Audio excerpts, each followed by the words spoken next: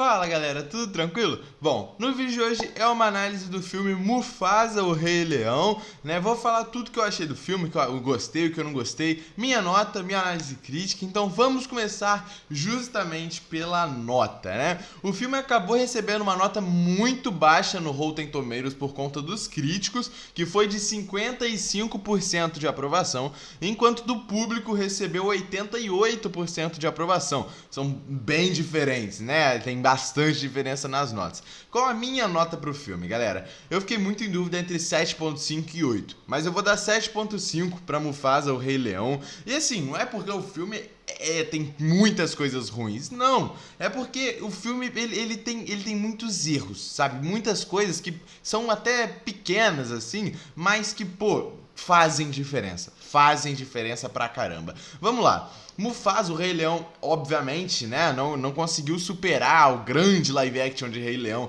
de 2019, mas é um filme incrível, galera, incrível, sabe? Se você tiver a oportunidade de ver, veja, é um filme incrível. Os live actions da Disney, relacionados pelo menos a Rei Leão, né, esses dois, são muito bons, sabe? São muito bem feitos. O filme é muito lindo, cinematograficamente falando, sabe? Fotografia, visual, o filme é muito lindo, sabe? É muito bem feito, sejam as corridas dos leões, seja a selva, eles na água, sabe? A questão da neve, né? Que foi explorada aí, a neve na África, que é uma coisa que existe sim, né? E a gente nunca tinha visto assim sendo explorado. Então, realmente, o filme tá muito bonito. Em questão de beleza, visualmente, o filme tá lindo, tá impecável. E bom, o filme ele conta, né? A questão da origem do Mufasa, toda a história do Mufasa mesmo. E tem muita coisa que a gente não esperava, muita coisa que a gente achava que era uma coisa e não era, né? E assim, a gente já começa vendo os avós do Simba, os pais do Mufasa, né? Ali de cara, como que o Mufasa se perdeu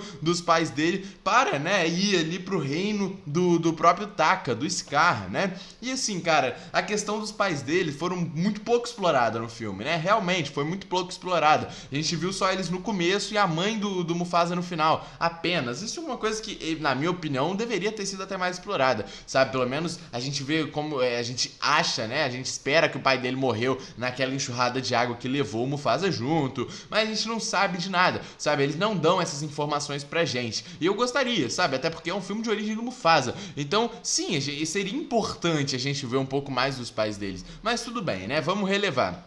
O filme tem um grande foco, pelo menos no começo, né? Ali focado na amizade que se constrói e vira uma irmandade, né? Entre o Taka e o Mufasa. Até porque se não fosse o próprio Taka, o Mufasa estaria morto, né? O Taka salva o Mufasa ali quando os jacarés estão vindo pra cima dele, quando ele acaba caindo ali nas redondezas do reino da família do Taka, na família do Scar. E, cara, é muito bem explorado, né? Essa história entre os dois, sabe? As músicas do filme. O filme tem pouca música até, sabe? Eu acho que tem 4 músicas só. E isso é bom, sabe? Porque Moana, por exemplo, foi muito criticado por ter muita música. Apesar de ser uma animação, né? Tem muita música realmente e foi algo que pecou no filme. E Mufasa não. Mufasa tem 4 músicas muito boas, né? E que realmente fica na cabeça, sabe? E assim, isso tudo englobado ali com a história que eles estão contando do Taka com o Mufasa é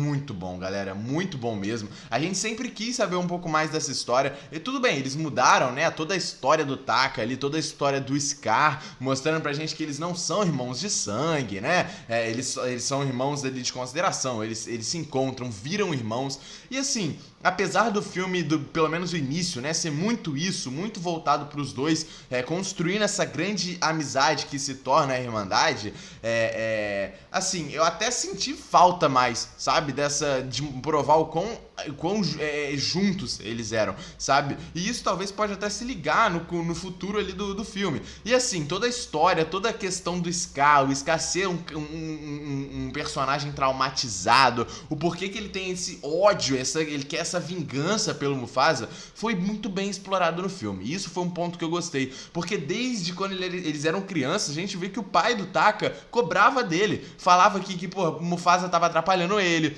que assim, ele não seria o grande rei do reino, cobrava muito o Taka, cobrava muito o Scar, e isso pesou pra caramba, galera, pra caramba, né? Fora que, pô, E isso criou, né, essa personalidade meio vingativa no Taka, e foi talvez o que motivou, né, ele ainda mais ter esse ódio aí pelo próprio Mufasa, até porque futuramente o Mufasa ia pegar a mulher que ele queria. Então, pô, isso tornou ainda mais essa bola de neve que fez o Taka se tornar esse leão, né, esse personagem muito traumatizado. Isso eu gostei, sabe? Eu acho que foi bem contada essa questão. E assim, a questão da morte ali da família do Taka, né, envolvida ali, a gente também não vê. E isso eu senti falta também, sabe? Pelo menos, porra, a gente falar um pouco sobre isso. Não é possível que nenhum leão ali do reino do Taka sobreviveu. Não é possível, sabe? A gente nunca viu isso em Rei Leão. A gente provavelmente nunca vai ver isso na continuação de Rei Leão, né? Rei Leão 2. A gente nunca vai ver isso em nada, sabe? Porque é uma história do passado. Era pra ter contado agora em Mufasa. E não mostraram nada. A gente imagina, a gente sabe, né, que a família inteira, que o reino inteiro ali do Taka foi morto. Mas a gente não sabe como, sabe? A gente não sabe nem se pode ter sobrevivido alguém. Um detalhe que eu gostei também no filme foi eles terem explorado o medo, os medos, no caso, do Mufasa. E isso é legal, porque a gente vê em Rei Leão e a gente sempre vê todo mundo exaltando o Mufasa como realmente o Rei Leão, o grande rei. Mas assim, porra, até ele tem medo, entende? E a gente vê que o grande medo dele é água, por ele ter esse trauma, né, de ter se perdido do seu reino por causa da água, né? E um medo que ele não tem e que acontece diversas vezes no filme é ele cair de lugar alto, né? Ele ficar pendurado e cair, que é o caso da sua morte. Devia ter medo disso, senão ele não estaria morto, né? E outra coisa que eu gostei também foram explorados a questão do próprio Rafiki, o Zazu, né? A Sarabi, né, que é a mulher dele e tal, que o Scar tanto queria. Isso eu gostei, sabe? E assim, era óbvio que eles teriam que explorar em algum momento a história do Mufasa com a Sarabi. Era óbvio, né? Assim, e a história conta muito bem. Conta pra caramba, né? Só que a partir do momento que a Sarabi aparece, o Scar desaparece. Isso pra mim, cara, eu entendo, sabe? Que tem que contar a história dos dois, porque é o casal que gerou a bosta do Simba, sabe? Então tem que contar como que os dois se conheceram, mas não precisava tirar o Scar de cena, sabe? O Scar literalmente só volta em cena quando ele vê os dois juntos e aí ele fica totalmente triste, entende? Então, apesar dessa história dos dois, da Sarabi e do Mufasa, ficou muito bonita no filme, eu senti um pouquinho mais de falta do Scar em cena em questão disso tudo, né? E todo esse respeito voltado do reino para o Mufasa também foi algo muito legal no filme, porque a gente sempre soube, né, que o reino inteiro se une porque o Mufasa é o rei, porque o Mufasa tá lá em cima da pedra, né?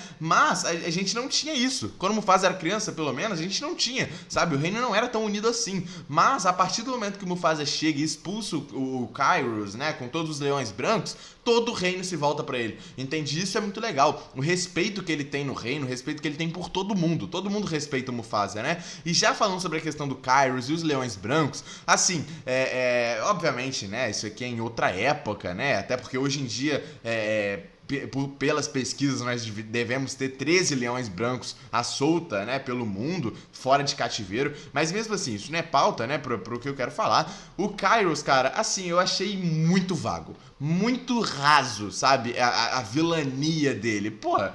Eles aparecem pouco em cena no filme, sabe? E as cenas que eles aparecem não tem importância nenhuma. É sempre eles correndo atrás do Mufasa e do Taka. E eles sempre conseguindo fugir. Até o momento que eles são encurralados dentro do reino deles. E mesmo assim, os outros não fogem, só fica o Kairos, que é morto pelo Mufasa. Que a gente já imaginava que iria acontecer em algum momento. Entende? Eu senti muita falta de vilania mesmo, sabe? Vilania. Ele não impõe medo. Ele não impõe medo igual o Scar, por exemplo. O Scar é um vilão marcante. Todo mundo conhece o Scar. Agora, Kairos, sabe, não foi marcante, não tem vilania nele, e eu senti falta disso, sabe? E assim, a pior coisa pra mim do filme foi essa cena aqui. A cena do Kairos lá na neve, aonde o Scar se junta com ele. Pra mim, isso aqui acabou. Pra mim, quando eu vi essa cena... Pra mim, o filme tava 8, tava indo muito bem.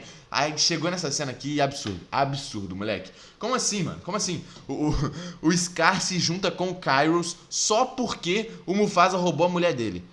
Moleque, literalmente, o Kairos e os Leões Brancos mataram todo o reino do Taka. Ah, mas o Taka não queria ser rei, ele não queria herdar o reino. É a família dele independente, ele querer o reino ou não. Dá pra qualquer outro ali leão, entendeu? O reino não tem importância, a questão é a família.